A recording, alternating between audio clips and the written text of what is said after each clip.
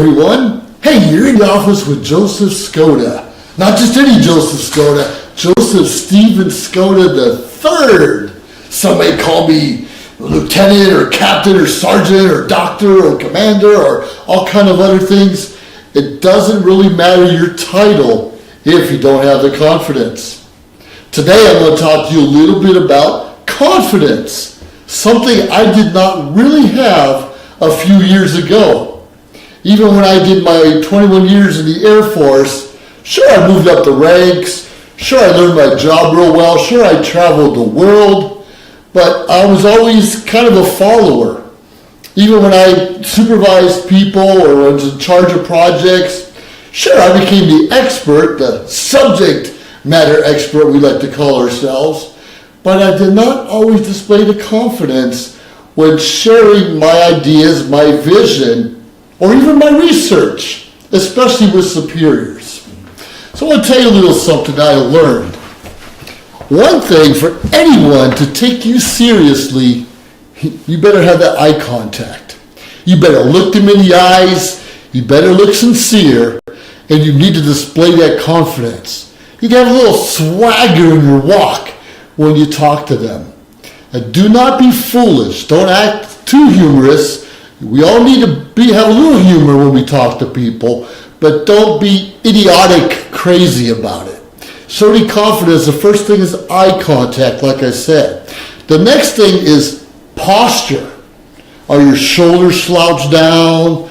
Are you holding your hands together? Do you constantly look away? People notice those kind of things. We need to find a way to have that posture. And most of that posture is to confidence. And they kind of, you say they're all related. Now, how do we become confident, especially when talking to someone else? We need to work on our self-development skills.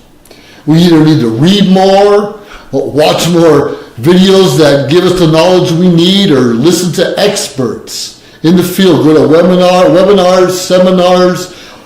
More importantly, find a mentor. Someone that can help you reach what you're trying to get. Now, I talked a little bit earlier about posture and about eye contact. Make sure you dress appropriately. You don't always need a jacket on or a suit on, but you need to have clean clothes, no holes. I don't care if you're millennials, you don't need to have holes in your jeans. I did as a kid, but as you become an adult, you need to dress and act more like an adult. You can still have fun and still look nice at the same time. Don't over-accessorize, especially when you're speaking in front of a large group. You don't want the big jangly jewelry everywhere because people will be more focused on your necklace, on your watch, on your big bulky earrings than on you and what you have to say.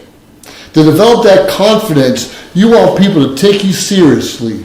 And if you cannot take yourself seriously, how can others believe in you? Now, a few years ago, I learned to develop my communication and leadership skills through an organization called Toastmasters International.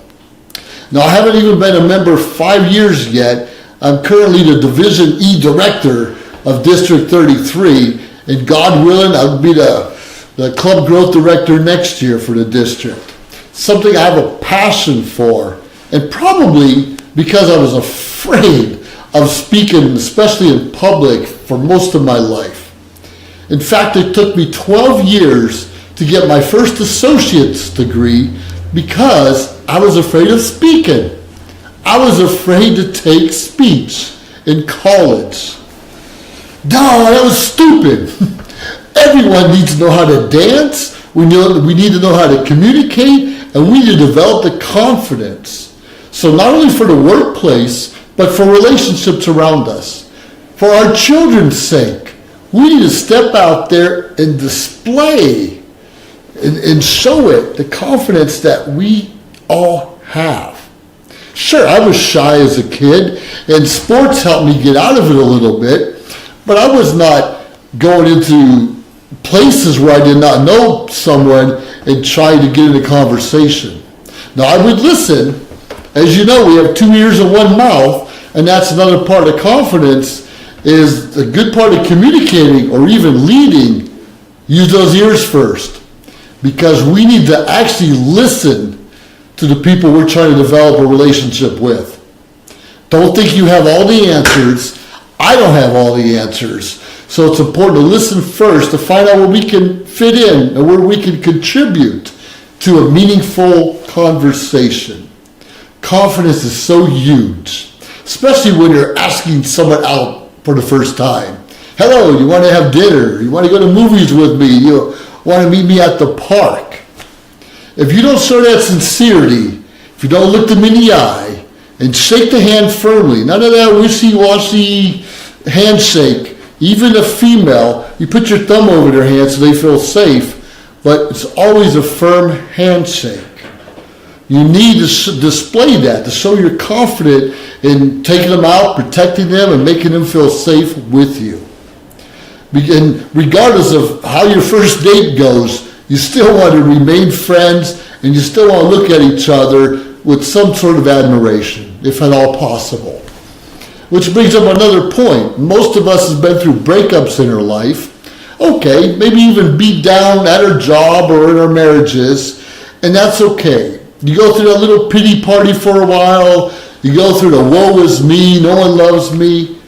But sometime in your life, you have to stand up and get your cojones back.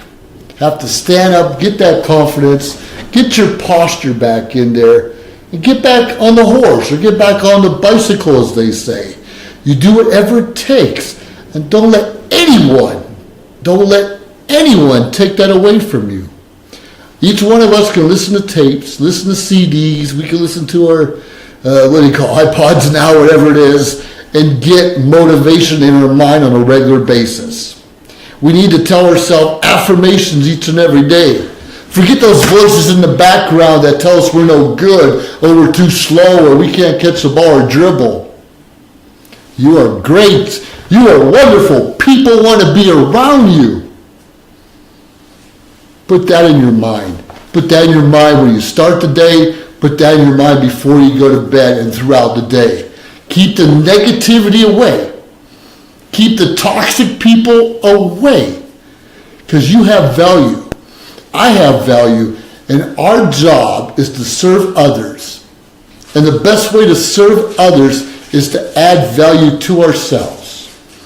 Not necessarily monetary wise, but we give value to ourselves by our knowledge, what we know, what we feel. We give it to each other. We serve. We mentor. Our job is not just to sit here and look pretty. Our job is to mentor others behind us and bring them up along with us. We all don't have to be CEOs or CFOs or XOs, whatever you want to call it. But we all want to lead. And you can sometimes lead from the back. You don't always have to be at the forefront.